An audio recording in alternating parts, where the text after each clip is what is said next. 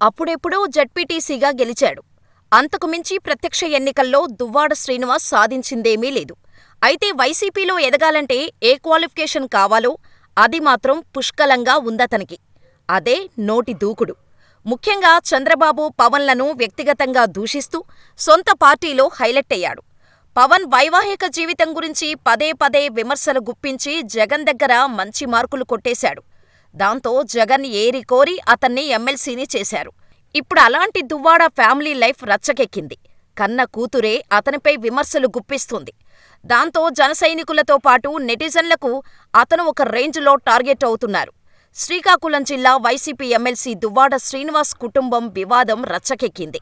తాజాగా అతని ఇంటి ముందు కుమార్తెలు నిరసనకు దిగారు. తమ తండ్రి బయటకు రావాలంటూ మౌన పోరాటానికి దిగారు.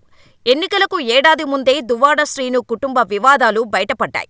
కొన్నాళ్ల కిందట దువ్వాడ శ్రీను అక్కవరం వద్ద ఇంటిని నిర్మించుకొని మరో మహిళతో కలిసి ఉంటున్నట్టు ప్రచారం జరుగుతోంది.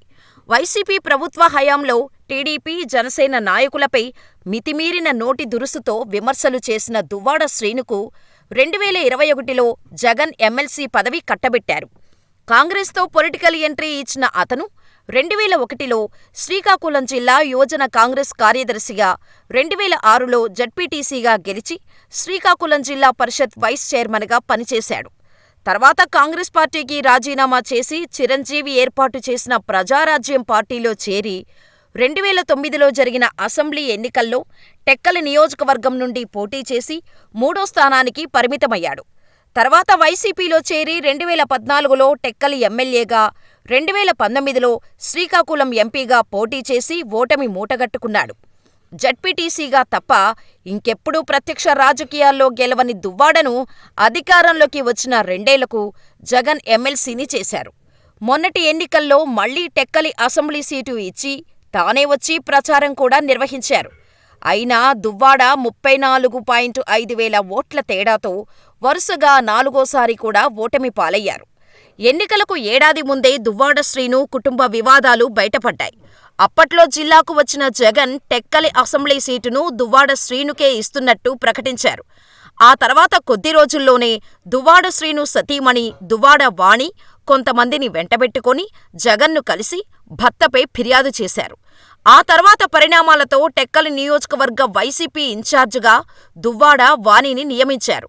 అయితే టెక్కలి సీటును శ్రీనుకు కేటాయించటంతో తాను ఇండిపెండెంటుగా నామినేషన్ వేస్తున్నట్టు వాణి ప్రకటించారు. దీంతో కంగుతిన్న వైసీపీ నాయకులు వైవి సుబ్బారెడ్డితో పాటు మరికొంతమంది నచ్చచెప్పి కుటుంబ వ్యవహారాలను కొంతమేర సెటిల్ చేశారంటారు. అయితే మరో ఇల్లు నిర్మించుకున్న దువ్వాడ అక్కడ సెకండ్ ఫ్యామిలీ పెట్టారంటారు. దువ్వాడ శ్రీను మరో మహిళతో ఉంటుండటంతో తమ సంగతేమిటో తేల్చాలంటూ కుమార్తెలు తాజాగా ఆందోళన నిర్వహించారు. దువ్వాడ శ్రీను ఇంటి ముందే కుమార్తెలు కారులో కూర్చొని తండ్రిని కలవటానికి చాలాసేపు వెయిట్ చేశారు. బయట నుంచి పిలిచినప్పటికీ సిబ్బంది గేటు తీయలేదు. దాంతో అతని కుమార్తె హైందని మీడియా ముందుకు వచ్చి ఆవేదన వ్యక్తం చేశారు. అర్ధరాత్రి వరకు నిరీక్షించినా తమ తండ్రి పట్టించుకోకపోవటం బాధ కలిగిందని కన్నీరు పెట్టారు. అతన్ని తమతో కలవకుండా చేస్తున్నది మా నాన్నతో ఇంట్లో ఉంటున్న మహిళేనని, తమ తల్లిదండ్రులకు చట్టపరంగా విడాకులు కాలేదని ఆమె అంటున్నారు. ఎమ్మెల్సీ వ్యవహారంపై భార్య వాణి కూడా తీవ్రంగా స్పందించారు. దువ్వాడ శ్రీను ఎవరి ట్రాపులో పడ్డారో తెలీదని, తమ కుటుంబం రోడ్డున పడిందని ఆవేదన వ్యక్తం చేశారు. తమ కుటుంబ సమస్యను పరిష్కరించాలని పార్టీ అధిష్టానం దృష్టిలో కూడా పెట్టానని, తన భర్త శ్రీనుతో ఉన్న మహిళ మోసగత్తె అని విమర్శించారు. తన భర్త దువ్వాడ శ్రీను వద్ద ఆ మహిళను బయటకు పంపించే వరకు పిల్లలతో కలిసి పోరాటం చేస్తానంటున్నారు. పవన్ కళ్యాణ్ వ్యక్తిగత జీవితంపై తీవ్ర విమర్శలు చేసిన వారిలో దువ్వాడ శ్రీనివాస్ ఒకరు. అప్పట్లో ఆయన ఆ వ్యవహారంపై అతను మాట్లాడుతూ తెలుగువాడు ఏకపత్నీవ్రతుడిగా ఉండాలని, ఒకే స్త్రీతో సంసారం మన సంప్రదాయం వంటి డైలాగులు బలంగానే పేల్చారు. కచ్చేస్తే ఇప్పుడు సదరు దువ్వాడ శ్రీనివాస్ సెకండ్ ఫ్యామిలీ వ్యవహారం రచ్చరచ్చగా మారింది.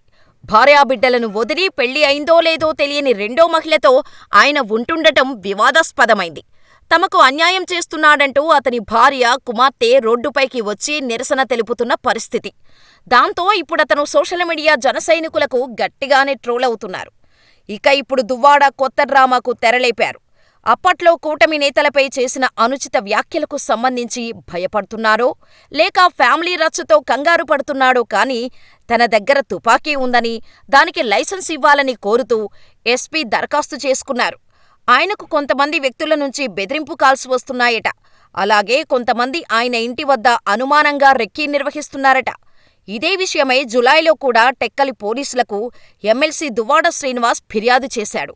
నిందితులెవరో తెలీదంటూనే వారి నుంచి తనకు ప్రాణహాని ఉందని, తనకు 4+4 గన్మెన్ కేటాయించాలని ప్రభుత్వానికి కూడా లెటర్ రాశాడు. మొత్తానికి అలా సాగిపోతోంది YCP MLC Duvvada lifestyle. ఇది దువ్వాడ కుటుంబం కథాచిత్రం.